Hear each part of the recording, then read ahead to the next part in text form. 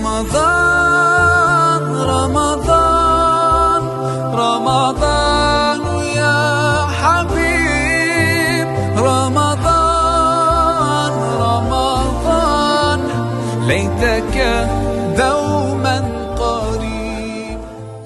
Bismillahirrahmanirrahim. Assalamualaikum warahmatullahi wabarakatuh. Waalaikumsalam warahmatullahi wabarakatuh. Alhamdulillah.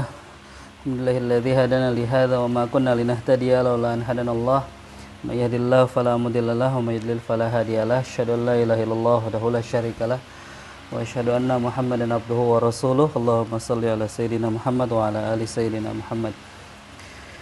Baik, yang sama-sama kita hormati Kepala KUA dan seluruh staf dan pegawai di KUA Kecamatan Menteng yang berbahagia. Alhamdulillah kita sudah memasuki hari ke-12 di bulan Ramadan. Nggak terasa ya Bang, Lebaran 18 hari lagi.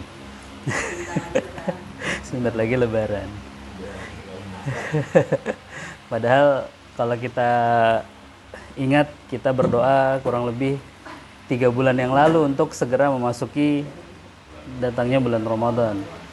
Harusnya doa kita berubah ketika kita semakin hari semakin menjauh dari Ramadan. Doanya semoga Ramadan tidak cepat berlalu. Itu evaluasi bagi kita semua. Baik, Rasulullah SAW terbiasa ketika memasuki bulan Ramadan, beliau keluar bersama para sahabat kemudian menyampaikan, qad ja'akum syahrul Ramadan syahrul mubarak. Telah datang kepada kalian bulan Ramadan, bulan yang penuh dengan keberkahan. Bagaimana tidak kita menyebut Ramadan sebagai bulan yang penuh dengan keberkahan, karena pada saat Ramadan datang, futihat abwabul jannah wa ghulliqat abwabun nar wa suffidatis syayatin. Pintu-pintu surga dibuka menandakan luasnya rahmat Allah Subhanahu wa taala. Dan pintu-pintu neraka ditutup serta setan-setan dibelenggu itu menandakan luasnya ampunan dan pertolongan Allah Subhanahu wa taala.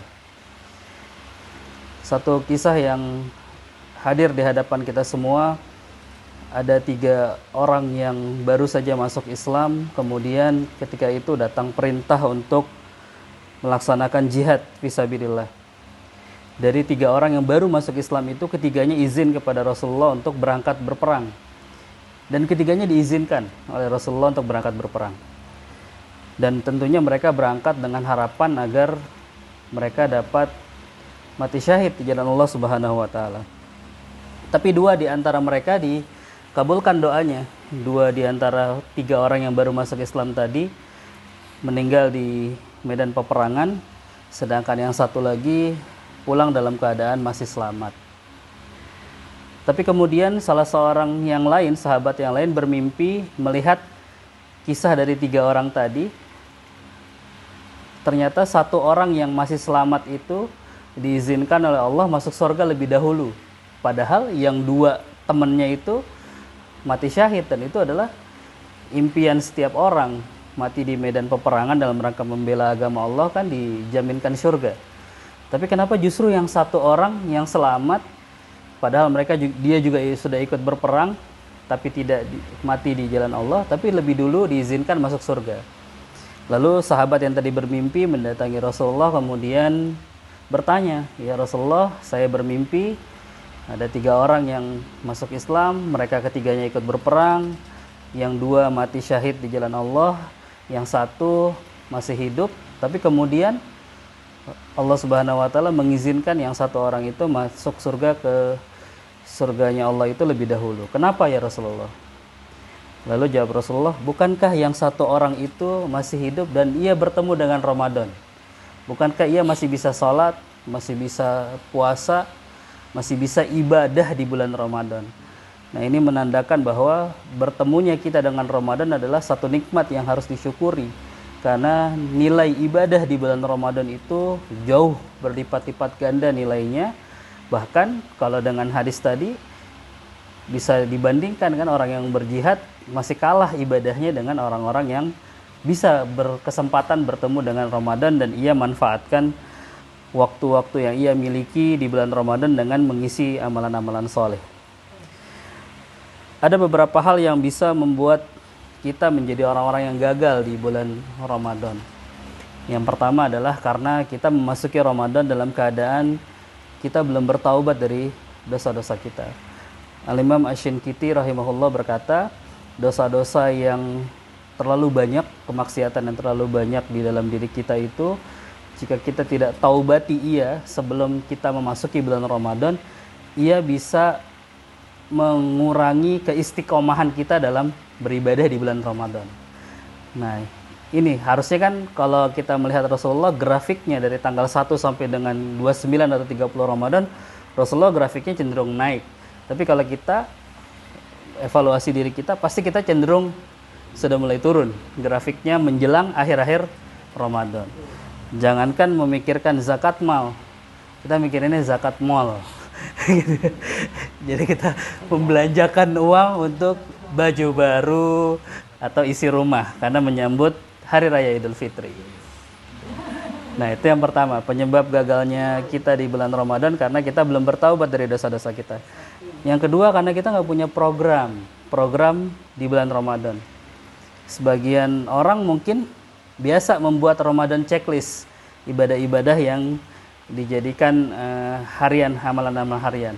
Dulu sebenarnya anak-anak sekolah bagus ya, ada buku pedoman panduan Ramadan dari sekolahnya. Nah, itu ada ibadah apa yang sudah dilakukan hari ini, zuhur, asar, maghrib, tilawah Qur'annya berapa banyak, sedekah atau tidak. Nah, itu kita harus punya program, minimal untuk diri kita sendiri. Jangan sampai kita justru kalau kita nggak punya program, akhirnya kita di program orang lain. Makanya seharusnya di waktu sahur kita sahur, tilawah Al-Quran, kemudian berdoa karena itu waktu mustajab ya. Tapi kita di program sama TV, gara-gara kita nontonnya TV karena kita nggak punya program. Selain itu kalau kita sudah punya program, ya berusahalah menjadi orang yang istiqomah untuk menjalankan program tersebut. Karena menyusun program gampang, tapi istiqomah dalam menjalankan program itu yang sulit. Nah, itu yang kedua yang bisa menyebabkan kita gagal karena kita tidak memiliki program. Nah, yang ketiga adalah karena kita terlalu bergantung pada diri kita. Kita tidak bertawakal, memohon pertolongan dari Allah. Karena tidak mungkin kita bisa menjalani semua ibadah di bulan Ramadan dengan baik, menjalankan semua program yang sudah kita rancang bersama keluarga, bersama anak, bersama istri, kecuali dengan pertolongan Allah. Karena kalau tidak ada taufik dan hidayah, kita mengandalkan diri kita, ya pasti susah. Makanya kan di zikir pagi dan zikir petang, kita dianjurkan membaca Ya Hayyu Ya Qayyum birahmatika astaghits aslih li sya'ni kullah wa la takilni ila nafsi tarfata ain. Kita berdoa kepada Allah agar Allah mensolehkan kita, menolong kita dalam melakukan ibadah. Karena tidak akan mungkin kita bisa berusaha sendiri untuk melaksanakan ibadah-ibadah yang sudah kita programkan itu, melainkan dengan taufik dan hidayah atau pertolongan dari Allah Subhanahu wa taala. Itu yang bisa disampaikan. Setidaknya mari kita evaluasi mumpung masih ada waktu di bulan Ramadan, karena kita tidak bisa menjamin apakah kita bisa selesai menjalani Ramadan di tahun ini.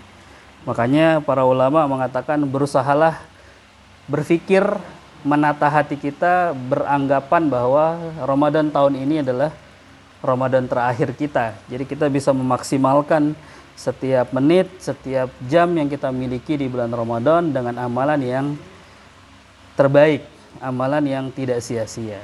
Mudah-mudahan kita semua keluar dalam keadaan diampuni oleh Allah Subhanahu wa taala, karena Rasulullah berkata, celaka orang-orang yang memasuki bulan Ramadan dan ia keluar dari bulan Ramadan dalam keadaan dosanya tidak diampuni Allah Subhanahu wa taala. Hadanallahu wa majma'in billahi taufiq wal hidayah. Assalamualaikum warahmatullahi wabarakatuh.